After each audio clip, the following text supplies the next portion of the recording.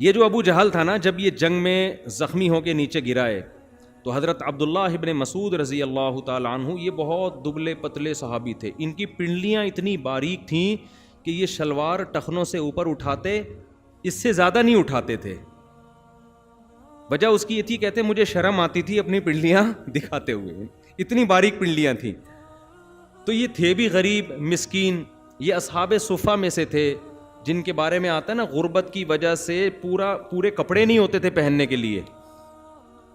تو یہ بڑے مسکین صحابی تھے. انہوں نے جب دیکھا کہ ابو جہل جو ہے یہ پڑا ہوا ہے، زخمی تڑپ رہا ہے، تو یہ اس کے سینے پہ جا کے بیٹھ گئے اس کی گردن کاٹنے کے لیے. تو وہ ابو جہل ان سے کیا کہتا ہے کہ ابن مسعود آج تو بہت اونچی جگہ پہ بیٹھا ہے، یعنی مرتے ہوئے بھی کم بخت کس قدر تکبر، کہ آج تو ایک سردار کے سینے پہ بیٹھا ہے بہت اونچی جگہ پہ.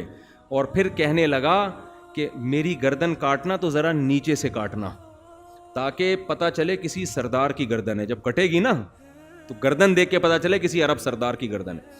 حضرت عبداللہ بن مسعود نے اس کی گردن کاٹی اور رسول اللہ صلی اللہ علیہ وسلم کی خدمت میں لے جا کے رکھ دی. آپ صلی اللہ علیہ وسلم سجدے میں گر گئے اور آپ نے فرمایا اللہ نے اس امت کے فرعون کو قتل کر دیا. اتنا خوش ہوئے آپ صلی اللہ علیہ وسلم، کیونکہ اس نے بہت فساد مچایا تھا. 13 سال مکہ میں نبی صلی اللہ علیہ وسلم کو تکلیف دینے کا کوئی موقع اس نے اپنے ہاتھ سے چھوڑا نہیں تھا.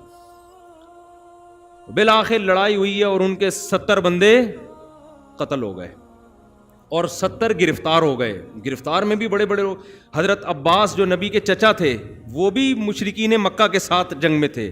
دیکھو چچا بھتیجوں کی لڑائی ہو رہی ہے، کزنوں کی لڑائی ہو رہی ہے. اس سے پتہ چلتا ہے اسلام قوم پرستی کے حق میں بالکل بھی نہیں ہے. اگر ہمارے نبی نے عربوں کی خاطر یہ جنگ کی ہوتی، عربیت کو دنیا میں پھیلانے کے لیے، عربوں کی حکومت کو قائم کرنے کے لیے، عرب کو دنیا کا بڑا بنانے کے لیے، تو آپ کی تلوار سب سے پہلے عرب کے خلاف نہ اٹھتی. آپ کی تلوار سب سے پہلے عربوں کے خلاف، پھر عربوں میں بھی قریشیوں کے خلاف جو عربوں میں سب سے افضل، پھر قریشیوں میں بھی ہاشمی کے خلاف جو آپ کی قوم کے لوگ تھے، آپ کے چچا زاد، آپ کے چچا، آپ کے رشتہ دار. اور آج ہماری جنگ ہوتی کس کے نام پہ ہے؟ قوم پرستی کے نام پہ.